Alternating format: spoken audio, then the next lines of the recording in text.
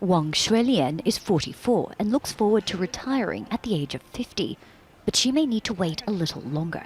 The Chinese government is set to raise the age of retirement by at least 5 years. Just one of the policy changes expected in response to the country's rapidly aging society. I couldn't accept my retirement being delayed much longer. I was very concerned when I heard this news. According to the results of a once-in-a-decade census, China's population is graying and growing at its slowest pace in decades. Since 2010, it expanded by 5.38% to 1.41 billion people, falling short of the government target of 1.42. Analysts say China is facing a demographic time bomb, and the numbers may be lower than reported.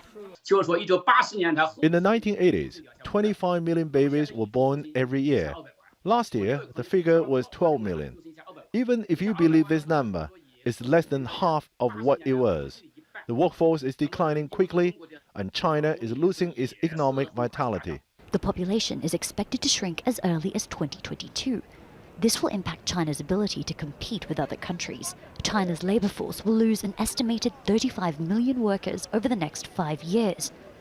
People are also living longer, putting immense pressure on China's pension and health system. Almost 20% of the population are over the age of 60. China's aging crisis is made worse by the slowing birth rate. Families are having fewer children, despite government efforts to boost the birth rate by ending the one-child policy in 2016.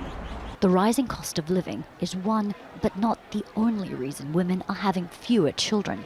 The real problem is actually the long-term career. There's no really social arrangement or government support for women with children and how their career should be rebooted. The government is under pressure to abandon child limits altogether. Some say it's too late. Populations in China's northeast are already shrinking. Beijing is focusing on what it says are positive changes, increased urbanization and higher levels of education. It's dismissed claims its census figures are inaccurate.